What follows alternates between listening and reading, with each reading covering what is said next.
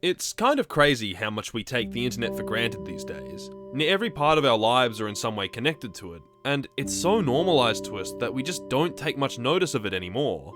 If you cast your mind back to the 1990s, for all you hip millennials out there, the internet was still a new and quite scary concept. It was still in its early days, where people used it, but not nearly as frivolously as today. There was still an unknown to it, with its applications of use in the modern world. Surreal Experiments Lain is an anime from 1998 that used the idea of how scary the internet is to create an incredibly unique viewing experience.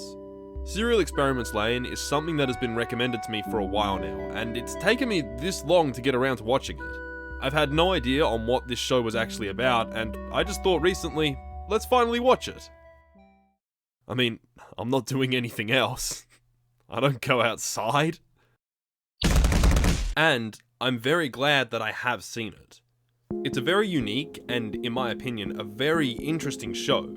The whole concept of this show revolves around the internet and its impact on people if society were to become consumed by it. That's a very surface level description, and the show goes way deeper than that. Lain takes place in an alternate, slightly cyberfied world where the internet, or the wire as it's called, is becoming a part of everyone's lives. The wire is like an information network that has a slight telepathic connection to its users and can be accessed through phones and computers. There's not really much point for me to go into depth with it because it's basically just a symbolic version of the internet. The story opens with this girl committing suicide. We don't know who she is or why she's doing it, we just watch as she falls.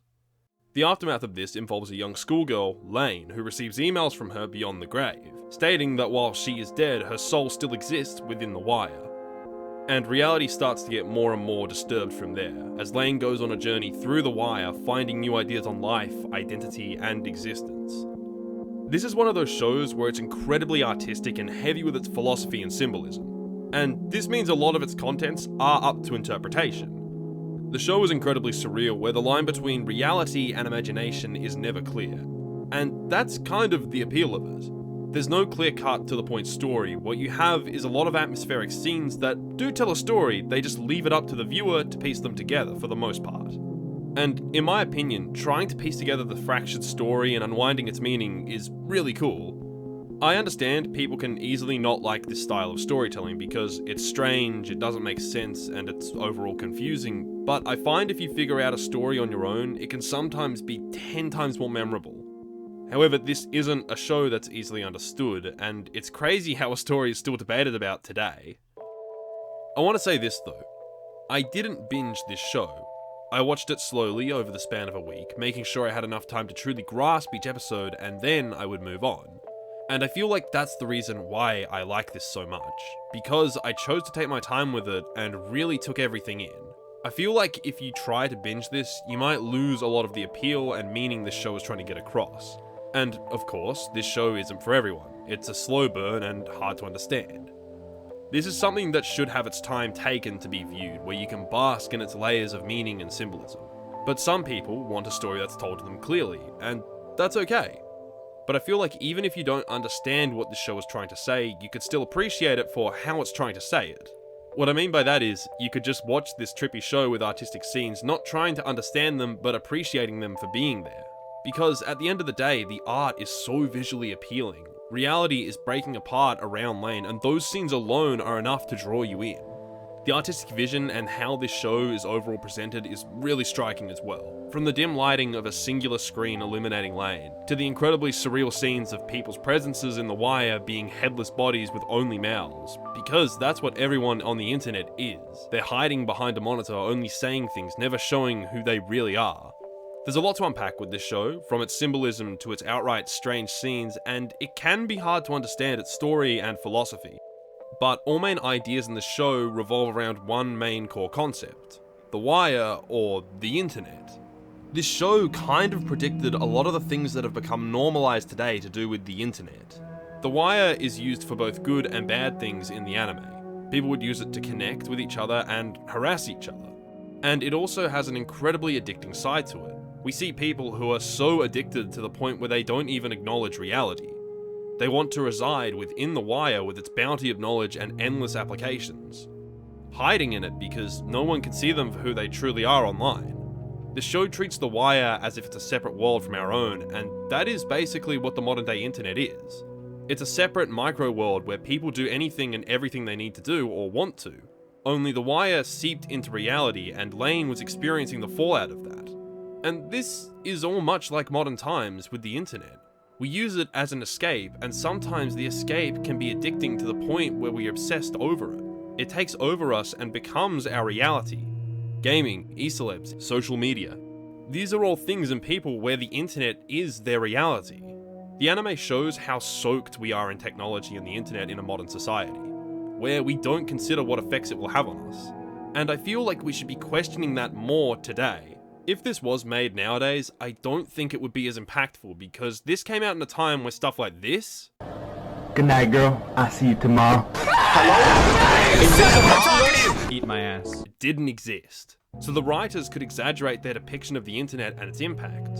Only now, you can't really exaggerate the impact of the internet to a society that overuses it.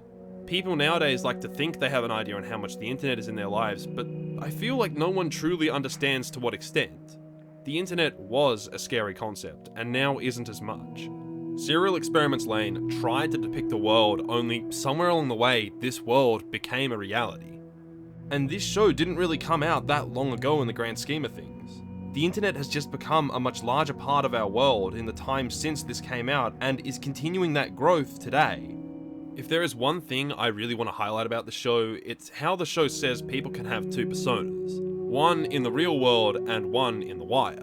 Lain got so consumed by The Wire, she basically created two versions of herself. And the show was never clear as to who was the real Lain, let alone if any of them existed in the first place. And this is basically what life is like today. Even if we don't notice it, whenever we go online, we adopt a persona. Just look at modern day e-celebs or someone's Instagram. They adopt a personality fitting to them that only exists within and only survives with the internet. Another example is playing video games. You can sometimes meet some of the most crazy and funny people, but you can doubt they're like that in real life. What's this dude doing? Oh, this dude is scary. What is he doing? Oh shit! Yeah, he took away half my health. And I personally get this whenever I play with my friends. I sort of envelop a similar persona, and I think most people do this is because we feel like the internet is a place where we can be free, not chained down to the ideas of the real world. You can sort of recreate yourself because why wouldn't you? And much like the anime depicts, we're all just hiding behind a screen at the end of the day. But what would happen if the two personas combined? Is the line between reality and the internet still there, or are they both one? If you did get fully consumed by the internet, are you still human? And can your entire personality change from exposure to the internet? Even without knowing it, we all do this, and it's kind of scary because where does our identity begin and our persona start? Which one is the real you? When you log off, does that version of you actually take over? Does the screen dictate who you are? Has it gotten to the point where the internet has taken a toll on our identities? Just who are you? What are you?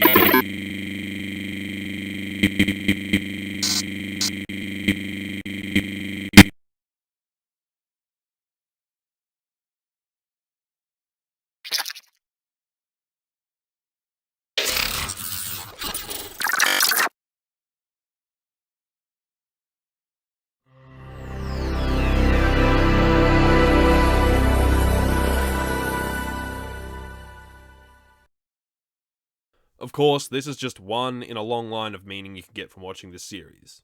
It blows my mind that a story made 20 years ago is so much more relevant now times, with our advancement of technology and the internet. What did I want to come of this video? Well, if you haven't seen this anime, watch it, because like I said, it's a really unique story, and if you're like me, there is something here to take away from this. I focused on my personal view in this video, but that's what makes this so interesting, because everyone who views this can have a different interpretation.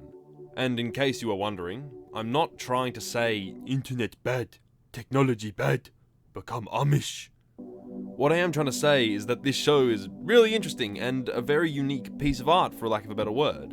And after I watched this series, I started to reflect on my use of the internet and the impact it had on my identity and the modern world. I've used it for everything, entertainment, work, school, and that's what made me think about this series so much. It made me reflect. Look, maybe I'm just mad. Oh, fuck. Or maybe I'm just going way too deep. But if you have stuck with this video to the end, thank you. And if you haven't already, you should probably watch this series. There's a lot to take away from this show. And if you have already seen it, well, maybe it's time for a rewatch. But anyway, thank you all for watching, and I'll see you later.